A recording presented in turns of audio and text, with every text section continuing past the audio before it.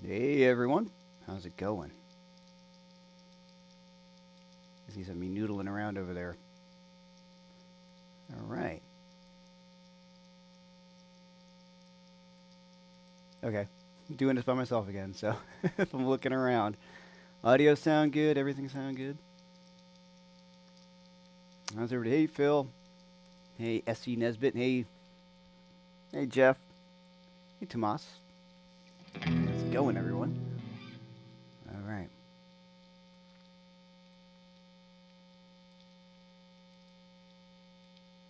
All right. So let's see if we get some more people on here. Hey Dave. Hey everybody, coming in. Great. Excellent. How's everybody doing? Uh, kind of crazy times once again, of course.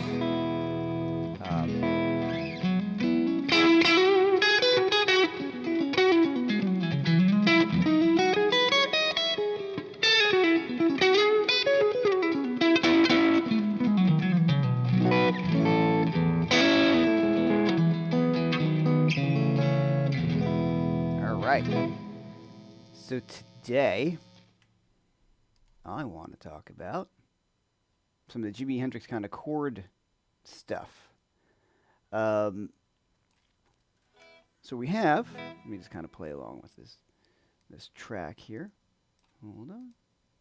All right. Isolation blues, absolutely.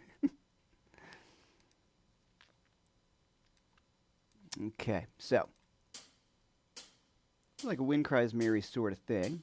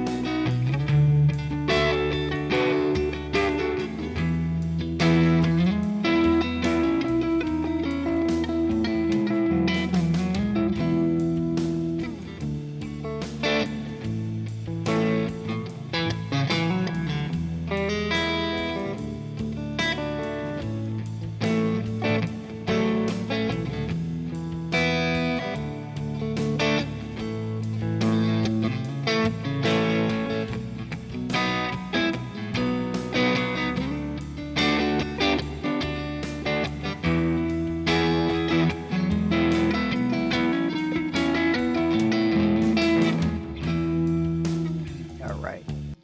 So let's talk a little bit about what I'm doing there. Um, what's this is coming from this actually this let me give you the Dropbox link. Excuse me, clearing my throat on air. All right, so what I have here right now is going to be here's my Dropbox link. Um, all right, so there you're going to have sort of a tab and the background track.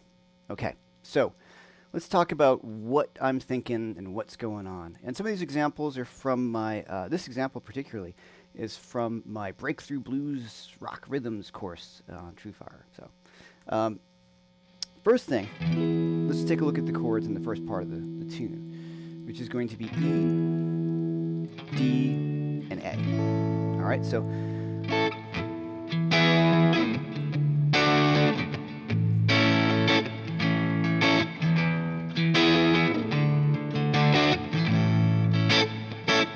get that first. You know, just kind of get in the groove of that. If you can't play that, you want to get that first, because if you know, that's the sound. So even all over the neck, right?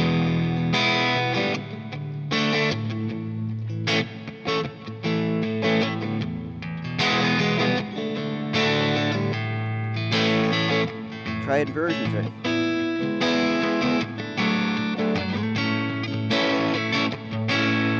Okay, so first thing, I have E, right? This regular old E bar chord on the 7th fret. I'm going to bring it down to D, and I'm going to go to A here.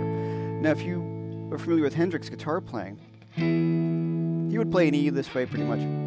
But when he went to a root on a 6-string bar chord, he would almost never play that. At least that's what all of us have seen. So what we would do is play the bar chord like this. We're going to take an A bar chord. We're going to use just the top 4 strings. Sometimes just the 3 strings, the D, G, and B. I'm going to put my thumb on the bass. Takes a little getting used to, and then you're muting the 5th string. So you have your thumb over the top of the neck.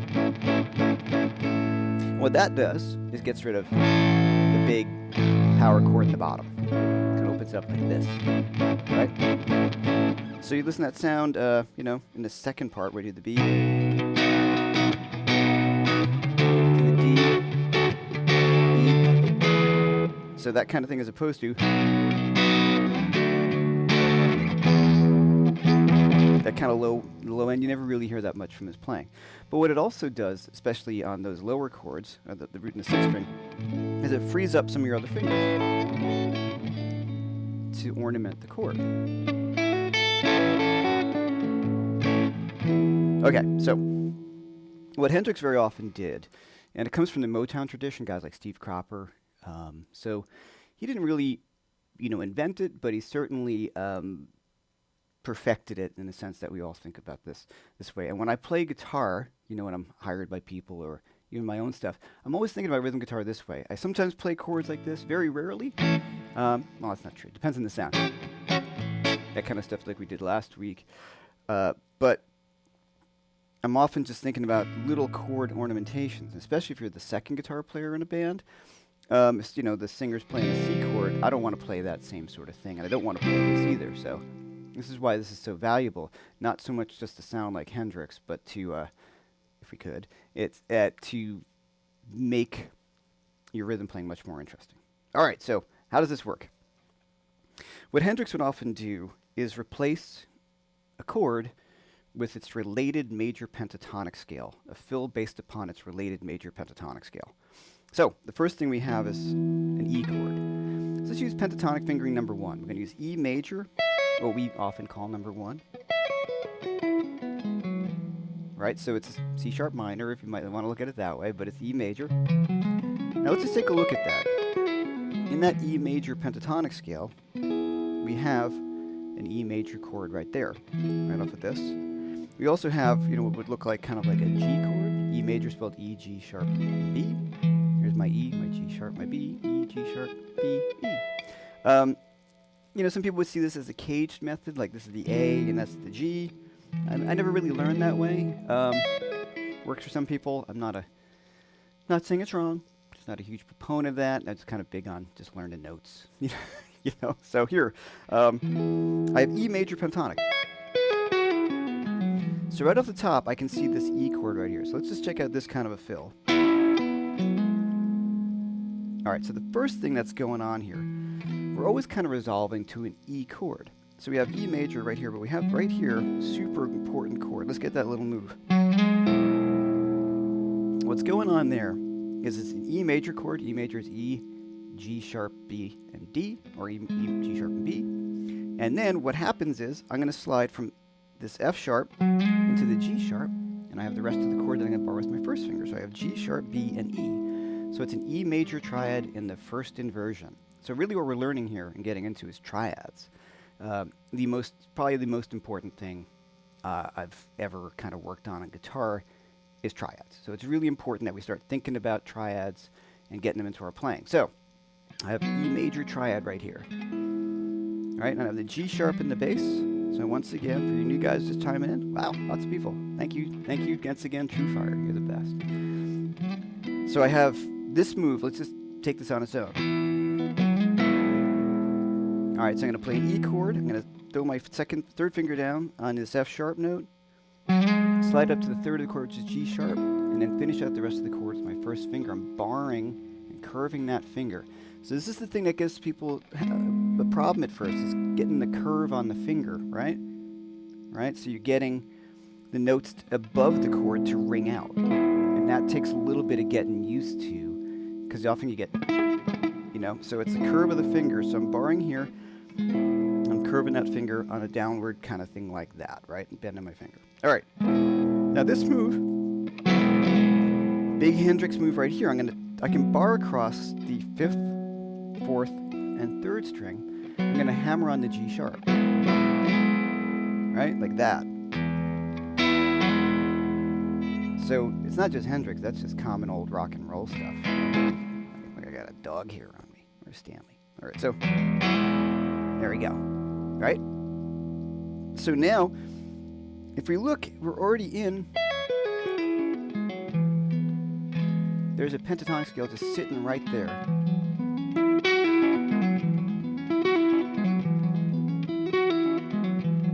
So like that. So we can start to use any of those notes. So watch this. All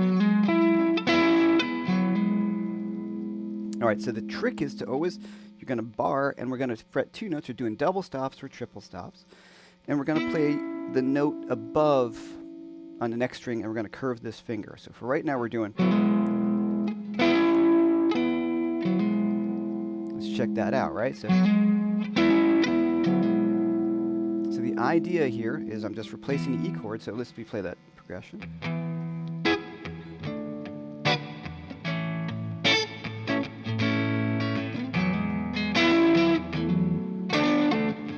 Okay, so what I did on my E chord, I didn't play the E chord. I just went, hit my little E string, or if the bass player were grabbing it, you know, and I wait and go. Okay, so there's my E major chord. Well, our next chord is a D major chord. Let's bring it down a whole step. So we're thinking the same thing here. So here's our D major chord. Here's our D major pentatonic. And what's really beautiful about this kind of method is it very rarely is there a note, well actually almost never, is there a note that's going to clash. So let's dig back into this E. So I know I can do this, right? It's a great sound anyway, like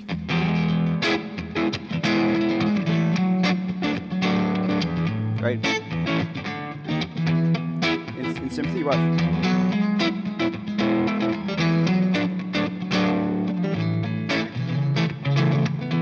Right, so that is not just Hendrix, it's rock. What's also nice about that, I'm going to go little tangents here and there. So let's just say if we did that here, we wanted to go to an A chord, right? So say my chord progression went, you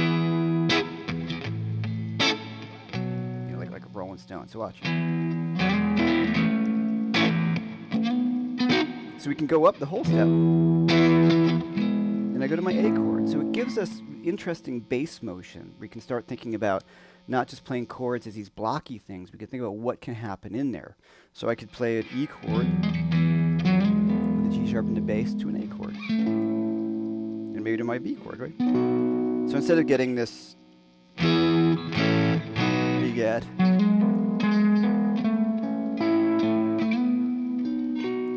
all sorts of things. So we can start to think about chords and rhythm stuff as much more interesting. I'm thinking about creating melodies or complementing what is going on behind the soloist or singer, or if you're playing with another guitar player. All right, so the E chords, we have this, right? We have our E major pentatonic, as I said. Now, we can kind of follow through. You see what's going on there? I'm just doing the same idea. I'm going to do the double stop. I'm going to hammering on the 5th string, barring to the 4th, even up to the 3rd if I want. I'm going to go up to the same thing on the next 2 sets of strings. Next 2 sets of strings. I could end like that, but mostly I think Hendrix do. And it gets a cool sound, that slide, and that's cool to get down too, but right, so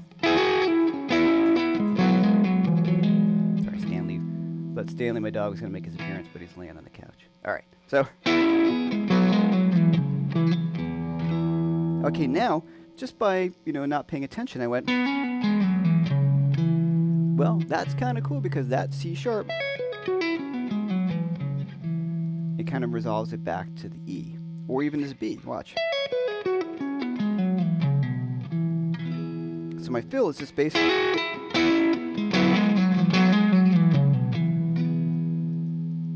Is this making sense? So let me just check out the questions for a sec. Oh wow, lots of people. All right, we'll kick back in. All right, I'll come back and do all these questions. Thanks so much, everyone. Wow. All right, so hopefully it's pretty clear. I'm just thinking about the pentatonic scale, and what I'm always seeing is my triad right there. Is my triad right there in my first inversion. Right? Okay, now the next chord in a chord progression is a D chord. So what's really awesome about this thing, as I had said a little earlier, is the same exact stuff holds true just down on the whole step to the D chord. So there's my D major pentatonic scale.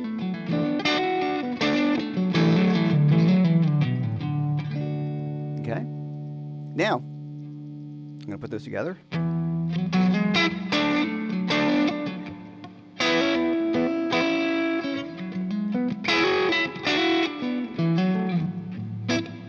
See, so has been replaced by its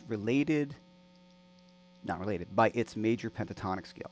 So we're replacing the chord with a fill based upon the pentatonic scale, always resolving to the chord. And now the chord may be something you're not quite used to yet, like a first inversion triad, but you want to get that in your head. Okay, so next we go to the A chord. So this is just a basic, we're going to dig deeper in. This is a basic thing as I was playing in the song, and it's pretty similar to what you have in the tab. Okay, so now we have a different sound because we're going to root on the 6th string, right? So here's my A major chord. So my major pentatonic scale that I want to use right there. Right, so we have this A major, A, B, C sharp, E, F sharp, A, B, C sharp, E, F sharp, A, B. So the double stop idea remains exactly the same. So let's just take it from the top. Let me play that in context.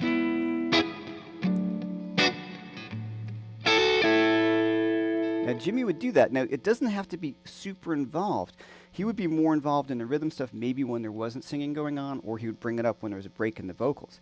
But if there was a simpler part, if he's singing, he might just go.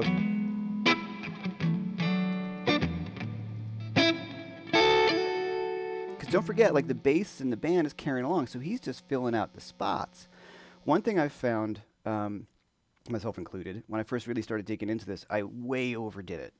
So I'd listen back to my playing or something, and you're trying to throw in every possible Hendrix style fill you could get in there, because you're learning how to do it, and then you listen back and you go, wow, that's way overplaying. And I hear a lot of guitar players do that. So it's really about doing it tastefully, and the king is Hendrix for this. Of course, Stevie, but this is fallen into standard guitar playing. Like I said, Steve Cropper and the Stack stuff and the Motown and R&B stuff, the early stuff.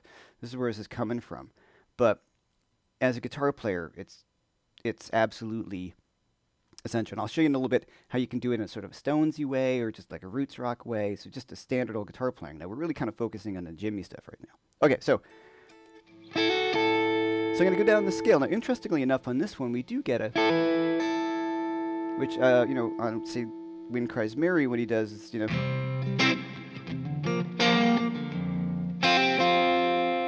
plays that song in F, but, so there it is in F. So here it is in E, in A. So that works. I'm going to have the double stop with the curved finger, like I said. Just going to bar right here on the second and first string. I'm going to hammer on right there. So once again, it's that curved finger. Trying to get the camera here. Is the trick. Now if I go down, I'm going to keep the same idea. Watch this. Scale. So here's one of the chord tones. If we start seeing, there's always going to be a chord part of my A chord. Watch. See right there? I'm resolving to that. Now the next one is this. That's super important. So technically it's A sus2 to A. Sort of try it implying this. But if you notice, there's the B, and there's the E. And I hammer onto that C sharp. A major spelled A, C sharp, and E. So I have the E, and I have the C sharp. So once again, if I play the track, it's going to cover what I did.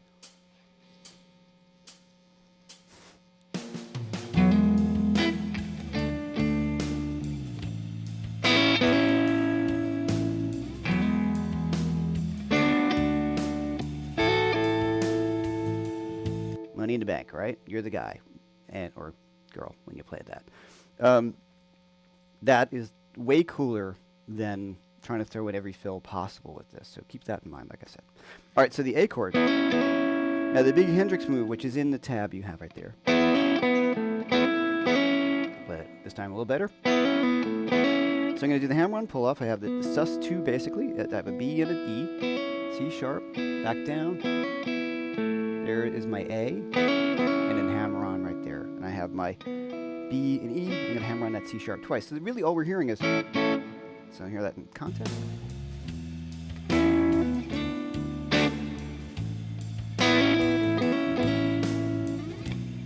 Oh, we'll get to the B in a second. Okay, so one more time, go back to the top.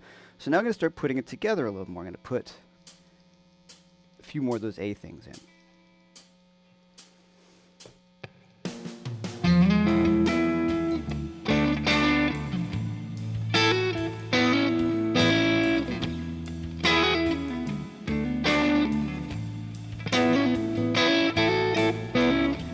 See? So I can really have a lot of fun with it. And you'll just experiment and you're like, yeah, that worked, that didn't work. It comes down to rhythmically. I can't really say to you, this is exactly where you do it. You have to use your ears a lot. One thing that's really nice is if you mix up the chord and you mix up the fill. So in other words, I'm going to only play the D chord, but play the E chord, do a fill on the E and the A. Play the E chord, do the fill on the D and the A. So here's my E chord.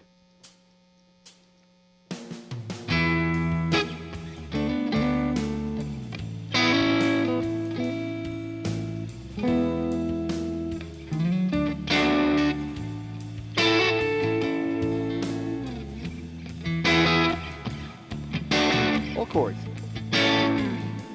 Right? So it's about mixing it up and not overdoing each one. Okay, so we're on the A, back to this one. We have that. Now, one thing that Jimmy throws in a lot, and it's out of the pentatonic scale, but it falls in the fingering and it works really great, is the sus4. Right, little wing. If you really want to get all this stuff down, 2 songs I highly recommend you learn. Little Wing and Wind Cries Mary. Those two, and then the one I find actually more difficult is Castles Made of Sand. But if you're learning Intro to Little Wing and you understand what's going on, and we'll talk about that again in a minute. So we've only covered major chords so far, but let me get to the B section of the song. It's a very common. Oh wait, sorry, let me get that sus4 in context.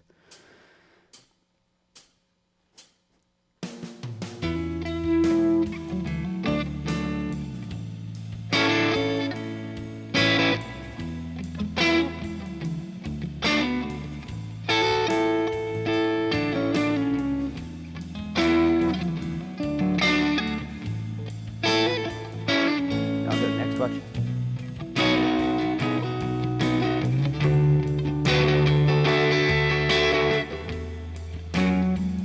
Oops. Live. I love it when I mess up live. Okay, so here's B. The second section, Wind Cry. This is basically this progression, Wind Cries Mary. I just moved it down a half step, so you're not playing an F, which, you know, just for fun, we can use a low E string. Made it a little easier on if you're just digging into this. So here we have the B major chord. So once again, I'm basing it upon this B major, fingering the chord like this, my bar chord. I'm not doing this, I'm doing that. And here, this is what I was saying before. It frees up my pinky to get that.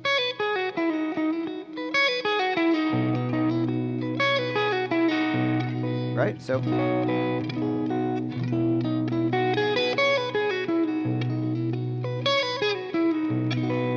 using my pinky to get those notes right there. So I have this C sharp on the top, which is my second, right off the scale. There's that sus4, there's my B major chord. Alright, so I can do this. You hear that, you know, like, you know.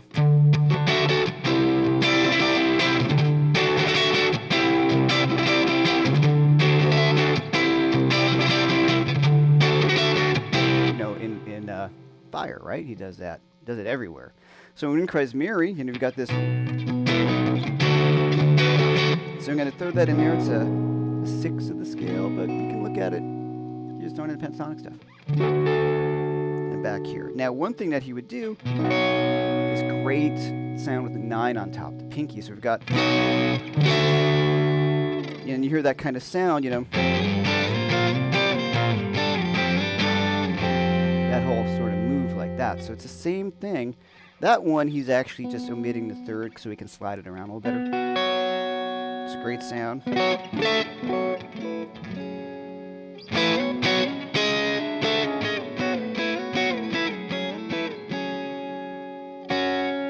Right. All right, so I have the major chord. And back to the E.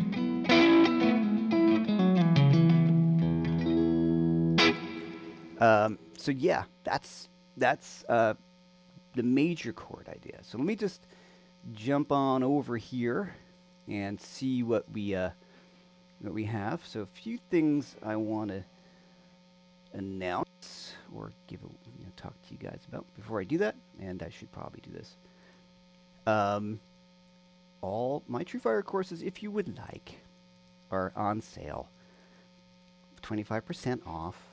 Like a sales page. There you go. Just use that code. If you guys want to get something, 25% off right there, which is great. And if you like what I'm doing, you know, if you want to help out, throwing this up there, you can tip PayPal. If you want to shoot me a tip, just keep this going. Help all musicians. That'd be great. And the other thing I do want to give away to everybody, which is totally cool, is TrueFire 90 days. Free. If you're locked in, there you go. You get 90 days free. Click on that. You'll get a 90-day free subscription to TrueFire.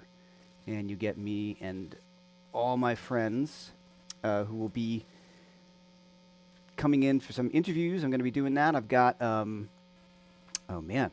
Okay, so the list of people I'm going to have on my Skype interview stuff is Robin Ford, David Grissom, Josh Smith, Matt Schofield, Shane Theriot, James Hogan, David Hamburger, Jason Laughlin, and the list is building. And Ben Hewson, who's a great guitar player living here in Brooklyn. So I'm going to start doing this. I know TrueFire is going to be doing a really similar thing with Brad getting online and talking to the TrueFire artists, but there's plenty of room, you know what I mean?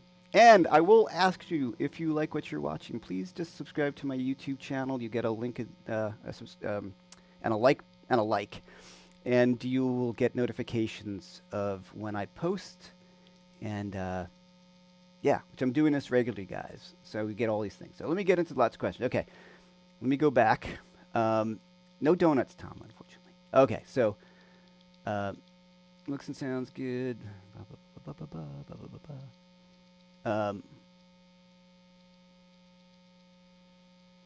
Okay, potential hip tip to get in your hand.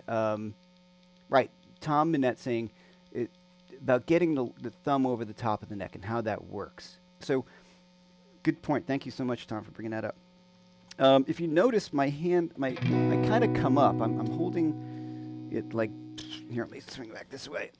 Right, so my hand goes like this. I can't bar like this and get my thumb over the top neck. I'm really almost just like grabbing it like that, like a baseball bat or plank, right? So just like this, thumbs over the top. Now, you know, it might hurt at first until you get the feel of it. Some guys have a really hard time with it.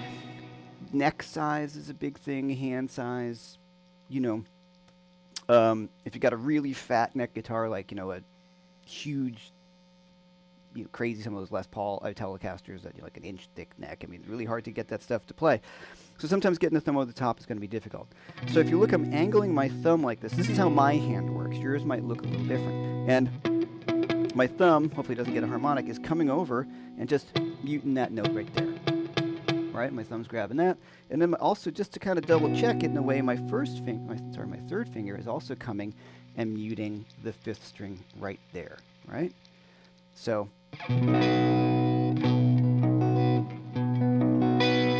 muting right there, and then I have this. So what you don't want to do is you don't want to get this going, right? It may feel like you need to, but watch. Just drop it. Should be nice and relaxed, but the thumb has to kind of be over the top. Now, if I hold this for a really long time, I kind of feel it in my thumb. So other certain things, if you watch Jimmy play, he actually wore the guitar fairly high, right?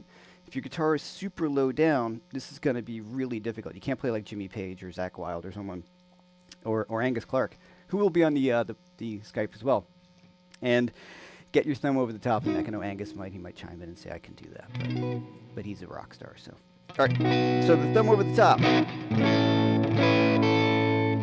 Okay, that's the thing right there. So it takes a little bit of practice, but excellent point, Tom. Thank you. Can you touch on your latest pick decision? Yes, I will get to that. Okay. Italy, hello. Scotland, hello. Hey, everyone. Pulling for everybody in Italy and here and everywhere. Man. For everybody in Scotland, my family is from Scotland. My parents are from Scotland. I've been to Scotland many times. Lots of my family lives in Scotland. Okay.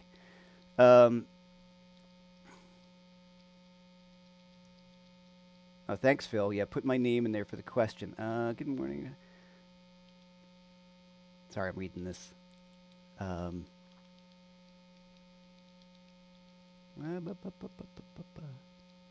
Okay, these are a lot of geary questions. All right, so I am going to. I'm sorry about squinting. All right, great. A lot of gear questions. I'll get to those, and I appreciate that, and guitar questions and all that stuff. So let's talk about the minor chord. So let's expand on the major chord for a second. So we covered the one basically off of pentatonic scale number 1, as we often call it.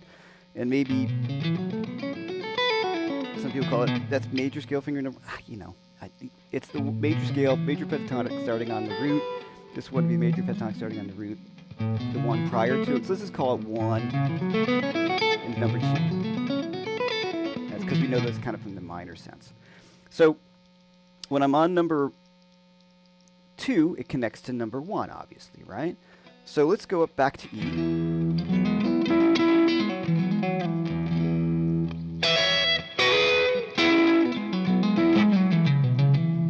So you get this great connection of those two. So here's E major, right? There's that A fill. Now we're going to do it on E. Wind cries mirror, right?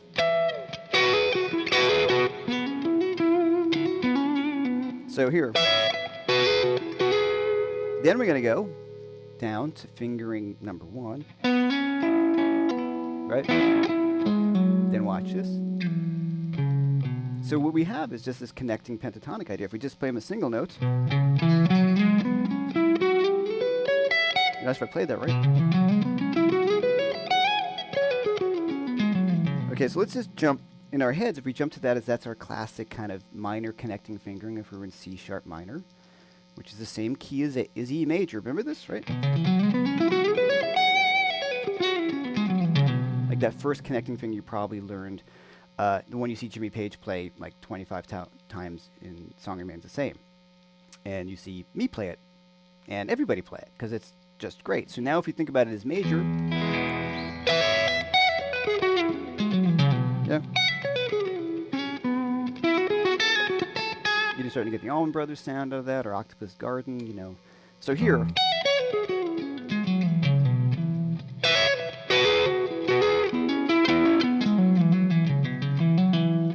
you just kind of work out the timing to resolve it properly.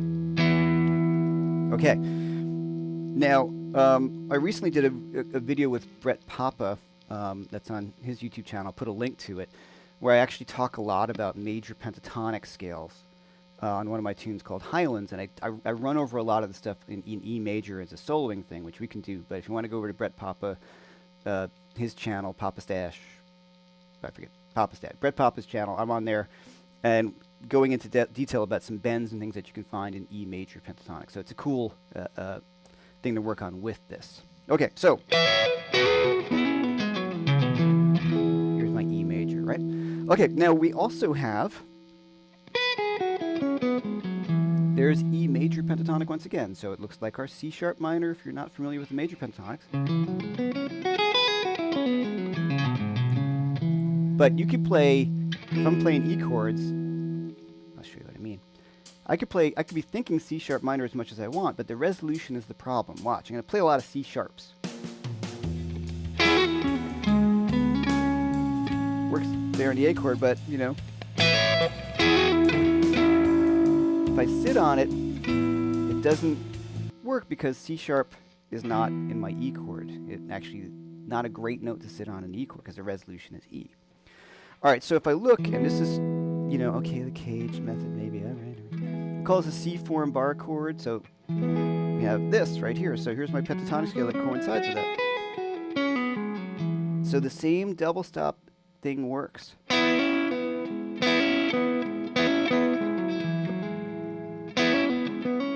Yeah, it's the same exact notes as this, right? But you want to think about that other fingering, right? Now, what's floating around there is that sus4. That's awesome stuff. Not even Hendrix in that sense.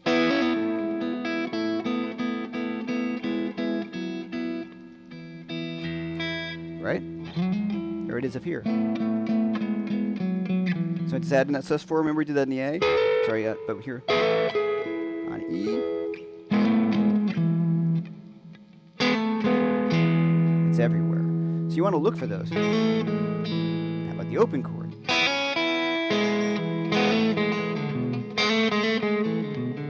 Oh, bluesy, sorry. All right, so those are the major chords. Now, how do you think we're going to do the minor chords? Well, the minor chords are the same exact things. You're changing your root, right? Okay, so let me, I didn't expect to do this, but okay. I'm going to have E minor, B minor, and A minor. So let me call up this track. It's all live, guys. But I think this will be fun to talk about. So give me a second. There we go. All right.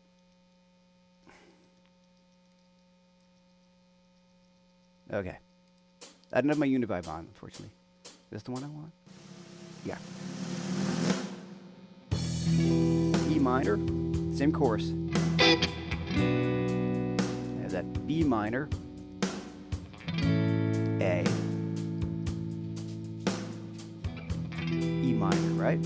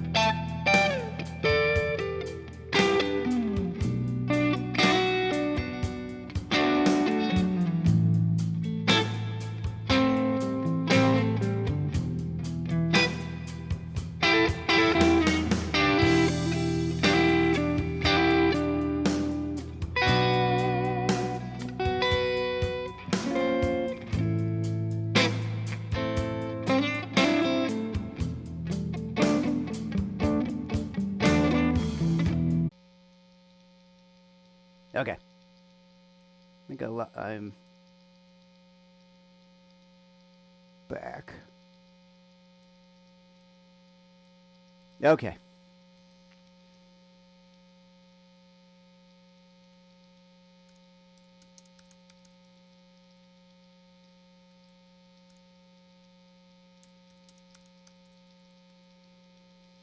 Okay, I think we had a little drop out there for a second. Cool. All right, great. At least it let me know. All right, so once again, I don't know where it fell off, but I had the E minor chord, right? So I'm going to outline the E minor. And here's my B minor chord. So I'm going to do a fill off of the B minor pentatonic scale right there. Now instead of resolving it to the major, like so B minor, I'm going to be thinking about resolving it to the B minor chord. Right, instead of like to the major, which would be D. So I went to A minor, back to E minor. And then we can do those slides, which are great. So I'm just looking at these double stops that are contained inside the pentatonic.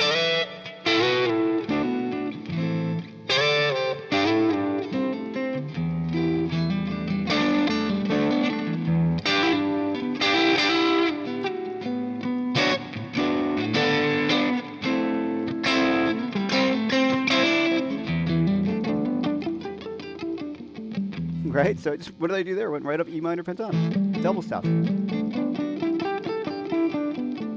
there's a lot of just experimenting going on and a lot of listening to Hendrix. Now that last track was certainly very like sort of David Gilmour-ish, sort of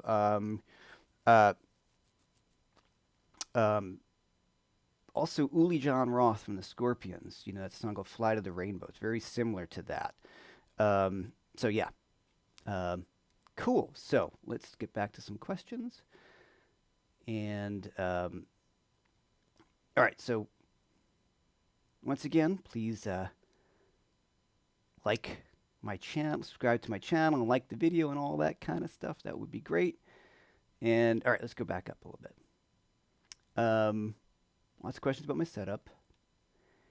Hey, thanks, Cletus, for donating into the tip jar there. I really, really appreciate it. Okay.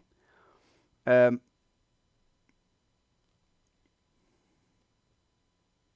right. I'm just looking at the questions. Okay. So Leslie, you asked if, so all those, so E minor pentatonic on all those chords, right? No. No. I'm outlining the chord of each chord using its pentatonic scale. So once again, if I'm playing E minor chord, the fills are based upon the E minor pentatonic scale where the chord lives. If I go to that B minor chord, the fill is based upon the B minor pentatonic scale. Back down to B minor, so A minor, and then the fills are based upon the A minor pentatonic scale.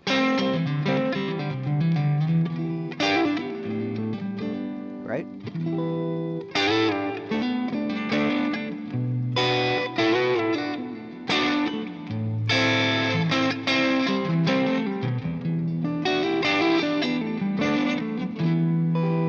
Right? Okay, so hopefully that makes sense. So you have that Dropbox link. Let me just bang that out there again for you so you have it. I know people, this thing goes by quick. So that there's the background track for the first one is in there for you, and the tab of the first example, and that was from my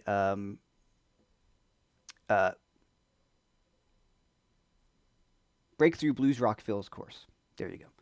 So Taurus 71, every chord has a related minor pentatonic scale. Yes, absolutely. And every major chord has a related major pentatonic scale, which is awesome. You can pretty much freely replace a major chord with its major pentatonic scale or a minor chord with its minor pentatonic scale. Hey, Phil, thank you. People want to know the definition of dominant chords. Dominant chord is a major chord with a flatted seventh. So if I'm playing, you know, B major, B, D sharp, F sharp. And if I want in the seventh, which would be a flat seven, that would be an A in there. Now, the interesting thing is when you play, say, this B major, right? I'm not putting any sevenths. So Hendrix, if they wanted to add it in, you could.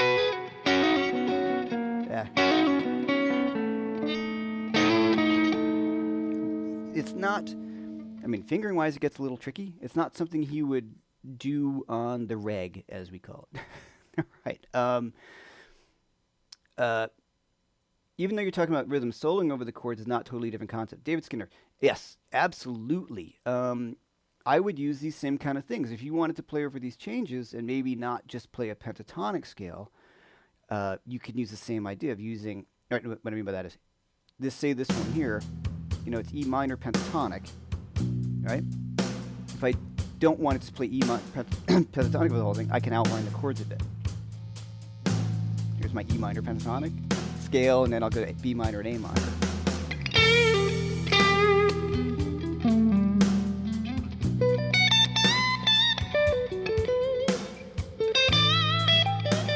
A minor pentatonic.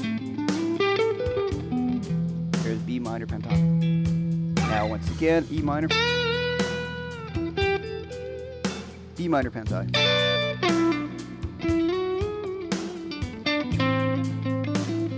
A minor.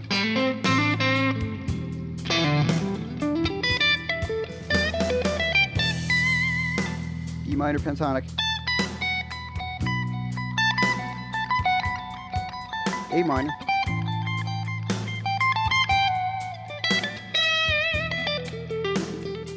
When you put them all together, you get an E minor scale.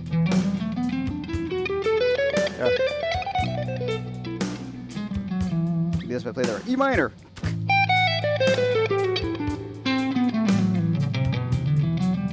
So he's playing E Dorian.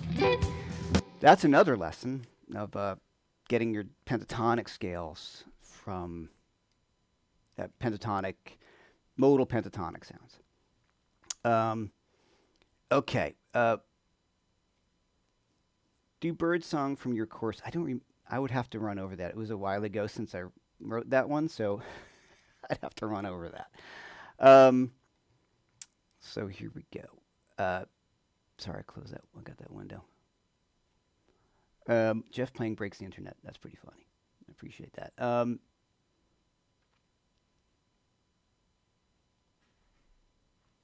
right.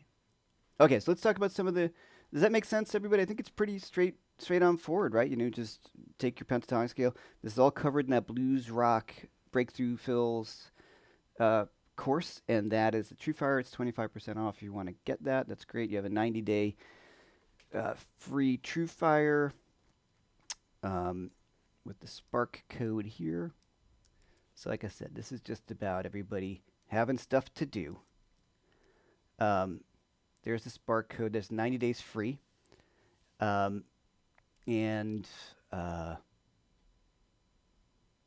code is live25, right? So if you want to get that, just enter that in if you go to TrueFire. And like I said, I got a little tip jar if you guys want to help out. I really appreciate that too. And that's the way what I'm thinking about doing with some of these live feeds with some of my friends who were really hit hard by not touring. Set up a little tip jar while we interview them, and we can give the money to the guy if they need it, whoever that might be, I know it's tough times.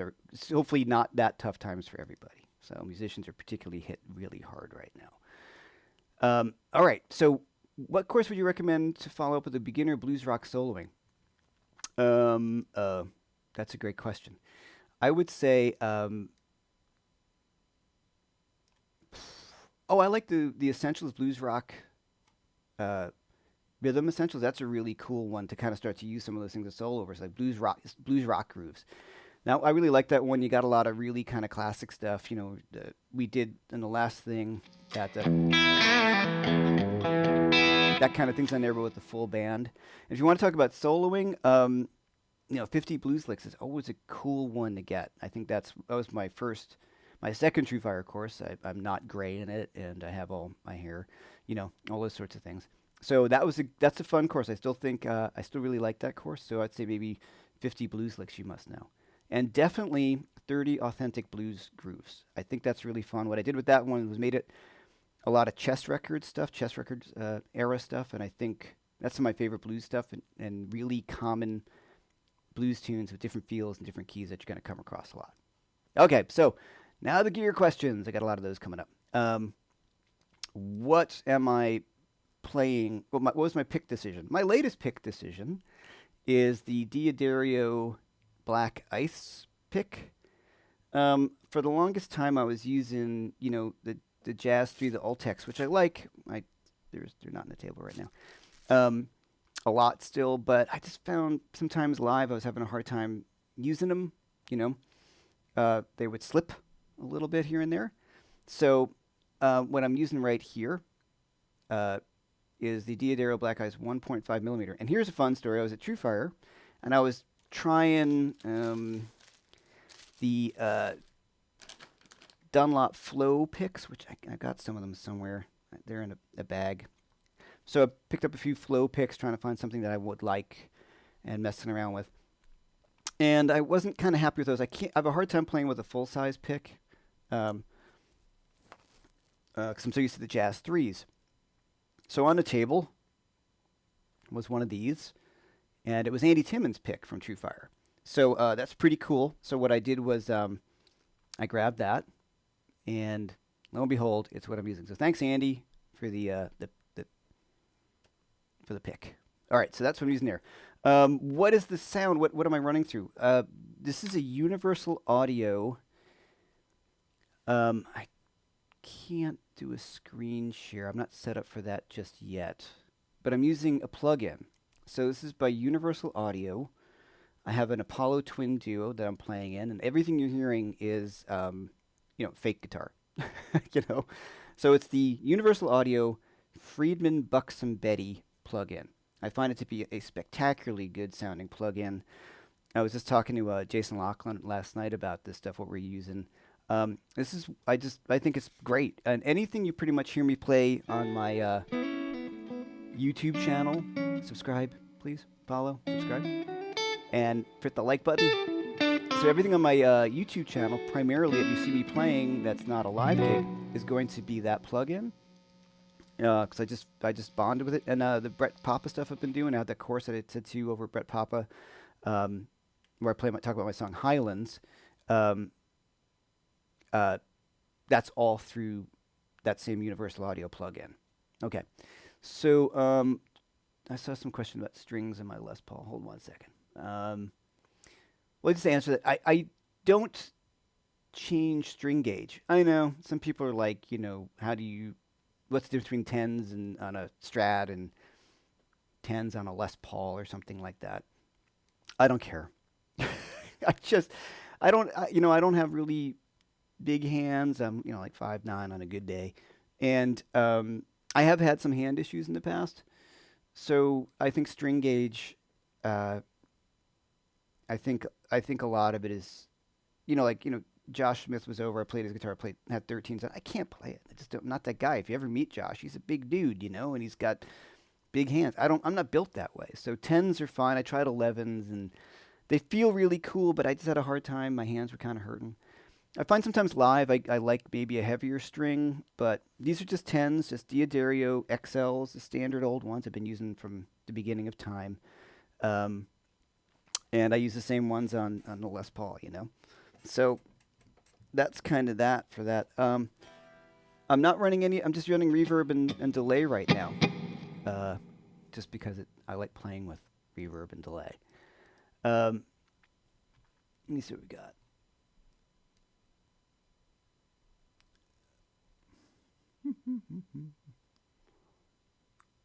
Thanks for everybody who's donated. I really appreciate it. Thank you so much. You still about 2 courses of mine to finish. That's all right. You have 13 of my courses. Wow. Thank you very much. I'm a great teacher. Thank you very much, Daniel. And Alejandro, you finished up 2 of my courses. No, don't resist the temptation to get another one. You can always look at it later. All right. Could you possibly Mike Bloomfield related? I don't know anything about Mike Bloomfield, really. It's funny, Robin, we talk about this stuff all the time. And Robin's a huge Mike Bloomfield fan. And it's funny, we were hanging out. And look, it's not lost on me that I say, yeah, Robin and I are hanging out. He's become a very good friend, and we talked about this. But it's funny because I think what influenced you as a kid So he saw Mike Bloomfield, he loved it, and he's like, check this out. We were playing each other stuff that we grew up listening to right around when we were doing the record. And he's like, check this out. And I'm like, yeah, it's great. I could see why you like it, but it doesn't move me. And then I would play him something that I loved growing up. And he's like, yeah, it's great. I could see why when you were at that age, that would be awesome. You know what I mean? So I think, uh, so with Bloomfield, I get it, but he was not influencing me. So I feel like if I'm going to start to talk about Mike Bloomfield, I'm going to have to dig in. But I will do some stuff on guys like Clapton and Peter Green, the guys who are my influences on the blues end of things, and some other people.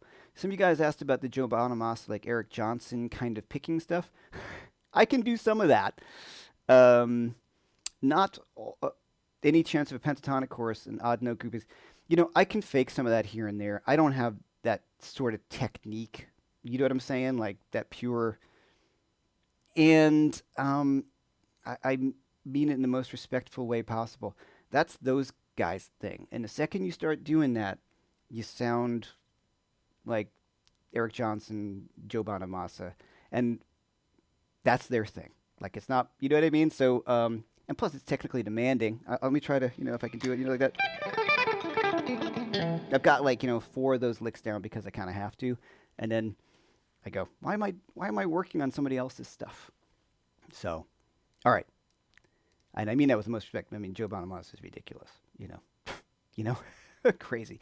So, okay, I'm doing remote courses. Any tips on camera angles? Um, excuse me. Um, yeah, sure. I'm just, man, there's nothing big going on here. It's a little complicated what I have going on and a lot of gear that I've been teaching online for a really long time. And so I've worked really hard at get everything to kind of look and sound its best as possible. But right now I'm just using the regular old webcam, C920 webcam from Logitech. And the lighting is big if you're filming, but right now you can see I have like sunlight coming in. I would never, I wouldn't do that on a video if I'm going to put it on a nice pro video because I'm all washed out and all that. But just, straight on and just make sure that, bad lighting can make you look like, George Clooney or Walter Matthau, depending. Well, maybe not George Clooney, but Walter Matthau for sure. If you got like bad lighting, you ever take a selfie picture and you go like, oh my God. Oftentimes it's lighting. All right. Are you likely to do anything with Josh Smith when he tours the UK? No.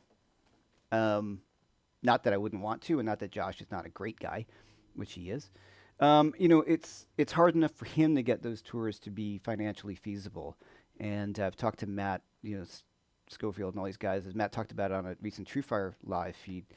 It's just very difficult to make a living, and it's become more and more difficult as a touring musician. So Josh and I touring together, neither of us would make any money. And so that's the answer.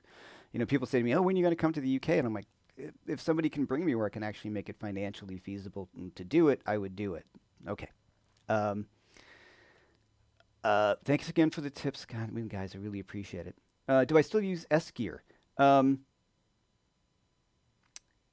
as much. S Gear is a fantastic program for plugins. If you want something really affordable and great sounding, it's by Scuffham amps, SCUFFHAM, and it's called S Gear. And there's about there's a bunch of amps in there. I've used it for years, and there's even some of my demos on there on their site and stuff.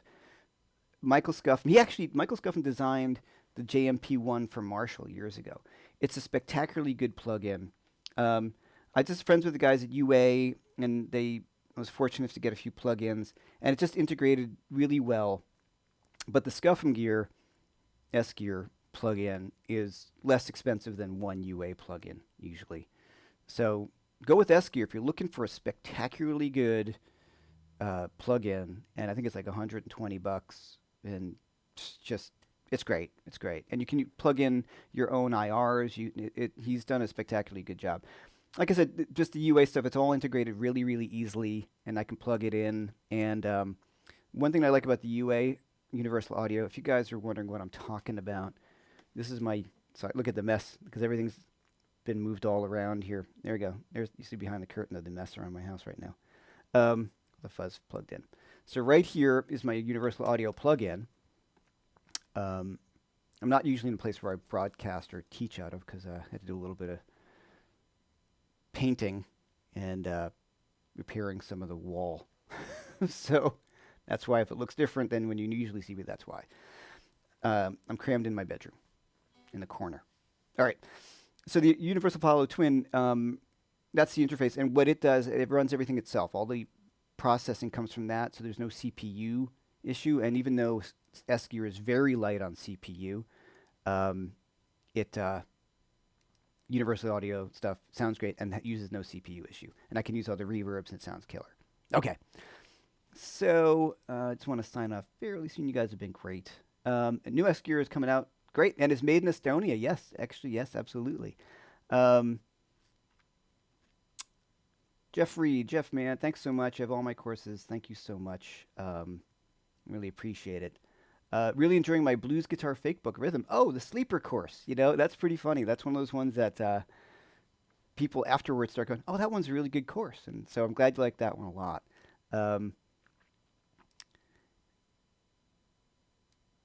all right, and right, the chord tone soloing is a great course as well, I think. And I'm going to do a whole another broadcast on the idea of chord tone soloing and triads and just digging into the guitar. Because here, guys, you know, it all comes down to triads. Scales are super important, obviously. But let's just talk about what we talked about earlier. If you see it, here's, you know, B major pentatonic scale. And we're doing these fills. You know, all this stuff. But all I'm always really thinking is B major triad on that. B, D, F sharp. Sorry, B, D sharp, F sharp. Right? I'm just thinking those notes. And so when I'm soloing and I have a chord progression coming, the scale to me is secondary at this point. It's the chord tone and targeting that really matters the most. Excuse me. And I've got a bunch of TrueFire courses out about this. And what I'm really happy with the opportunity that I've had working with TrueFire, which has really, you know, changed the way I think about teaching. So it's a great gift that I was given by them, not unknowingly as I started to go through this, is it organized my teaching in such a way and where I saw, you know, this is actually a cooler way to think about it. Because you do these courses, you don't wing it. You know, like I know all of us, geez, we work on these courses for a long time. Corey Congelia will also be on my live feed. So a bunch of great guys. And what we want to do, a bunch of thoughts in my head there. So we put them together, and I know all of us have kind of thought about this. It really made us think of methodical ways to teach things and ways to break down stuff. So I really started going, I always knew it was all about triads, and I thought this way, but as I started doing more of those courses, it's actually influenced my playing and made me a much better guitar player.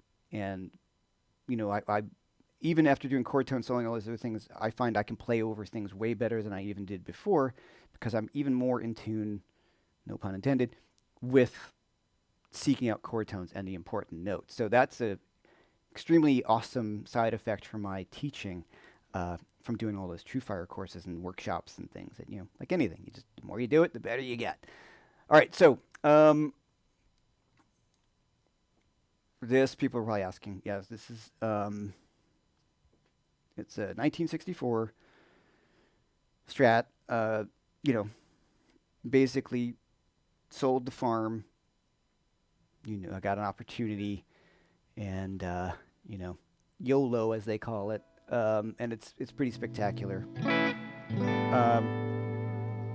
And I've had the opportunity lately to do some weird connections to play a lot of vintage guitars, not own them, but play completely helping somebody choose that guitar. You know, like so. They're not all great. So I just want to put that thing together. Sometimes when they're great, they're magic, and when they're not, they're just a guitar. So I have my Tuttles, which, yeah, you know, they're just spectacular. A great Strat. You know, you got like someone like Jack Pearson playing a really great Squire. It comes down to the individual guitar. The only reason why I got this one is because, you know, I wanted one, and it was this particularly great sounding one. And, you know, I was fortunate enough to be able to, well, worked really hard and sold a lot of things. And the basically getting rid of almost everything to get it. So there you go. But it is pretty great. And yeah, there you go. All right. So what I would love, um, once again, you can if you want to have if you want to ask questions ahead of time, like what would be kind of fun. Oh, well, right here when we have some of the guest artists on, right? I'm thinking about doing two things. I'd love to get your feedback.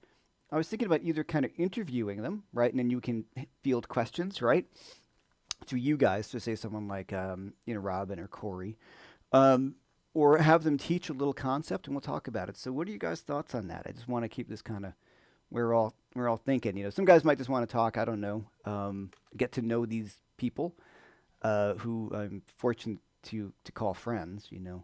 And or would you like them to do some teaching or a bit of both? I don't know. Okay. I think the only sometimes thing I'm not sure how great the Skype audio is gonna. It'll be okay.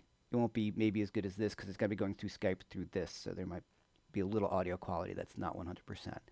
So I'm gonna announce who is up first, and we'll start taking it from there. Um, so is this strat replacing your tuttles? No. So that's a great question. Uh, okay, this is really great. The tuttle is way easier to play. This plays great. My friend Holger Notzel did the fret job. Um, Spectacular. If you want vintage guitar work done, Holger Notzel, he owns Comet amplifiers as well. He's just spectacular with vintage gear. And Matt Schofield sent his guitar to him because we were friends. He played this. He's like, wow. So he loves it. So no, it doesn't replace that because that guitar has just got a flatter radius. Also, I can bring that guitar the Tuttle, which is not, it's not a cheap, inexpensive guitar at all, but I can bring that everywhere, and I do, and there's never an issue with it. Those old guitars, they're kind of like old cars in some ways. Like you could beat them up, but there's always going to be a little thing like, the tuners are a bit tight. The tremolo, like I don't want to go, I don't feel the freedom to abuse this guitar quite as much as I would one of Michael's guitars. And, I travel by the subway a lot. And I didn't, I was talking to Robin when he plays vintage guitars. And an important thing was like, I didn't get this to not play it. I refret it and people are like, oh, you're going to refret that? I'm like, yeah, I'm going to refret this. You know what I mean? I want to play it. That's what it's for. It's not a museum piece. And it wasn't in perfect condition, right? I mean, it's already been beaten up. And I added a little bit to it, but but it had the original frets and it was completely unplayable. So yeah, so no, it does not replace the Tuttles at all. I'm fortunate to have the Tuttle Strat and this, and I'm really happy with that. And I got the Tuttle Telly and I got my Les Paul. I'm good, Okay. Um, Do I set up my own guitar's intonation? Yes, I do. I set them all up myself. And super important to be able to do that, because it's easy. I mean, I got to admit, I don't love taking the neck off of this to adjust it. But what's great about a lot of old guitars and this guitar, this neck has never moved. So it's done what it's going to do, hopefully. And so it stays it's been staying this way. I haven't touched it. And it's been great. Okay, cool. Yeah, a concept and a bit of an interview. I like that. Okay, I'll do both during the same session, and I'll tell those guys ahead of time we'll prepare something. So hopefully, it won't be quite winging it. Playing a solid 16th feel in your lines. Oh, 16th notes. Okay, all right. Regarding your guests, I'd like to know your approach in guitar duo and playing together. Which role each guitar? Oh, that might be something Rob and I can talk about, and then he can beat me up. Hey, Grant. All right, just play something together out of the repertoire. Okay. The only problem is we can't really play together, unfortunately. Oh, Earl, where is the tip jar? Hold on a sec. Here's the tip jar. Hold on. Tip jar. Tip jar right there. Okay. Thank you. How tight is the tremolo arm? Okay. This one, I have it right here. the trick is Teflon tape. And other people go, "You're putting Teflon tape in an old Strat?" Yeah, I want to play the damn thing. So the bar needs to, move with the bridge, directly. Now it's a little bit of play in this one. I got to put more Teflon tape in there. So you just take the Teflon tape, what you get at a hardware store, wrap it around the base of the bridge, sorry, not the bridge, of the tremolo, and just screw it in. And that creates a tighter fit right here. And then it'll wear away after a while. You just take the bar out and clean off the threads, put it back in. This is not the original bar. I do have the original bar, but once again, I'm just trying to keep that from losing it. Okay. Yeah, okay. Well, David Skinner, for future sessions, you'd like to hear what influenced someone and then have them demonstrate. That's a great idea, David. Yeah, so get Robin, or Matt or Angus, or to say Angus talk about Richie Blackmore or something like that, or Robin talk about Mike Bloomfield. Okay. What can you do, McLovin? I love it. What can I do to help me from thinking about when I'm playing music? It's, what can I do to help get me from thinking about what I'm playing to the music in my head that's coming out in my fingers? That is a really great question. The answer, honestly, is, I know it sounds so stupid, practice. Practice the idea of what you want to play, right? So take the chord progression you want to solo over, or the tune you're playing over, or whatever, and practice the crap out of it. Keep on doing it, keep on doing it, keep on doing it, keep on doing it. And in doing that, you start to get away from thinking about your fingers. It just starts to become second nature. So I was fortunate. I took a number of lessons with Wayne Krantz many years ago. If you don't know Wayne Krantz, who's a spectacular New York City guitar player. Just amazing. Tons of, he's his own guy. If you know Wayne, you hear him play. Nobody sounds like Wayne. Or, yeah, there are people trying to sound like Wayne, but Wayne is Wayne. So I remember talking about a song I was having trouble soloing over, and I said, well, I don't know what to do. He's like, well, do you practice soloing over it every day? And I'm like, no. He's like, well, then how do you expect to get any better at it? And I was, one of those really obvious, stupid questions, but it was really the best answer. So I think if you take the concept that you want to work on and just keep on playing it and beat it into the ground, it will start to become second nature, and you're going to start thinking about what you're playing less, and it'll start to kind of come out because you will have practiced it. There's no replacement for practicing, and then live is the other thing. Like if you want to, playing live is a different thing than playing in your room. So being able to pull off the thing in your room or your practice place and then playing live is another muscle that needs to be worked too. That's what I battle with. When I went on the road with Robin, I would be just doing gigs here and there, and then suddenly I'm on the road with Toss Panos and Robin Ford and Jimmy Haslip, and I'm like, so it took me a day or two to get into the gear, or 4, where I started really feeling comfortable on stage and just kind of letting it go. And then, those gig chops start to come in where you have a comfort level. And then you can hear it in certain people's playing, like say, Matt Schofield. That guy, he never messes up because he's just been playing, he's been gigging. And Robin, he's been gigging his whole life since, a teenager, gigging. So that muscle, they're like those athletes, So it's that's the thing. So to really practice what it is that you're trying to do. All right, guys. I really appreciate everything. Somebody asked what kind of dog I have. Stanley is a pit bull, and he is the best. Found him on the street. All right, you guys are the best. Thank you for everyone who chimed in. Once again, I'm just gonna put in Live 25 if you want to buy some of my courses, which is great. And here's the TrueFire Spark code once again, so you have that. That will give you 90 days of TrueFire for free to give it a shot. Check out all the other guys on there. And if you really want to help out musicians, the guys on TrueFire, if you purchase their courses, through their website in particular, TrueFire is awesome people. They're fantastic people. They're the best. If you purchase the courses through our websites, we get a larger percentage of it, which is super generous of TrueFire. And we see that money pretty directly. So if you love any of the guys in TrueFire, this is a real great way to help support. I think everything in TrueFire is on sale now as well. So, you know, we definitely benefit from that. So we all really appreciate that. And so that's that Spark code. And then once again, mine's live 25, but I think there's a bigger sale going on at TrueFire. So check that out. I'm not sure. All right, guys, until the next one, which will be pretty soon in the next few days, thank you for stopping in. So please subscribe, hit the like button, and I'll see you then.